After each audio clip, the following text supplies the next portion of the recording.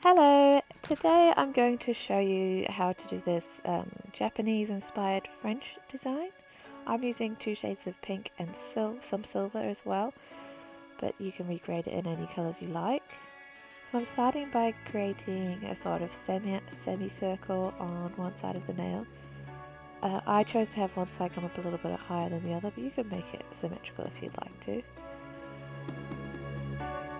So you're basically going to make that semicircle shape, clean up any mistakes, and then just put on as many coats as you need to make it opaque.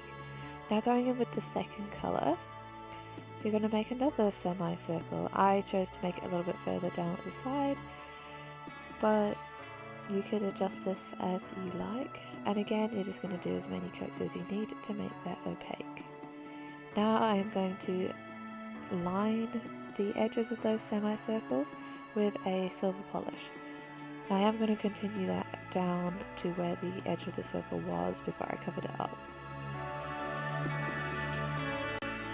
So I did cure this line before I swapped on to doing the other one, just so that they didn't mix together, so I could get crisper lines really, because you want to use your cleanup brush and just make sure that those lines are the right shape that you like. It's definitely easier to clean up the second line if you have already cured your first line.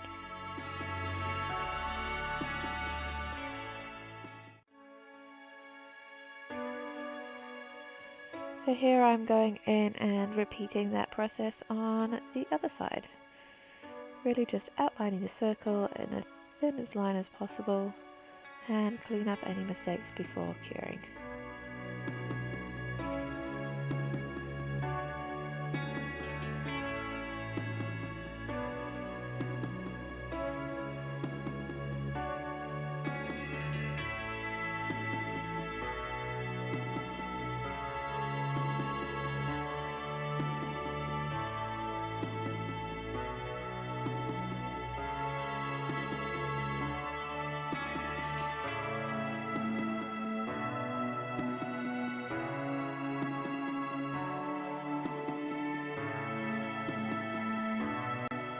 Now I'm adding a top coat, but before I cure that top coat, I'm going to add a little bit of bling.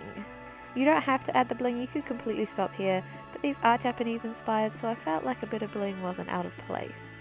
I'm using some, I think they're AB rhinestones in different sizes, and also some little half pearls. I started off with one rhinestone and three of the same size pearls, but I decided I didn't really like it that much. It looks a bit like a paw print, really. So I took off one of the pearls and added in. Well, I didn't take it off straight away.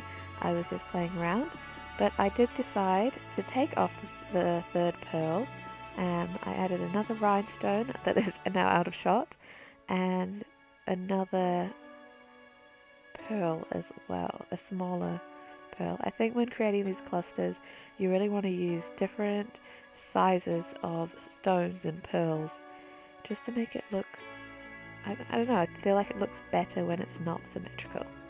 You could place this anywhere you want on the nail, but I just chose here. So once that's cured, I'm going in with another layer of top coat. Now you don't want to flood your gemstones with top coat because it's just going to dull the shine. You're not going to have the it's not going to give the same shape that the rhinestones have. It's going to round it out and it'll be more of a clear dome. So you want to really push it up and get it into the cracks and around the base of the gems. If you get too much top coat on there, you can take a dry brush and just go in and kind of take off the excess top coat. So that is the finished design. I think it's really cute and subtle and simple, even though it does have a fair bit of bling. And obviously you can change the colours to go with whatever you like. I hope you enjoyed this video and I'll see you in my next one.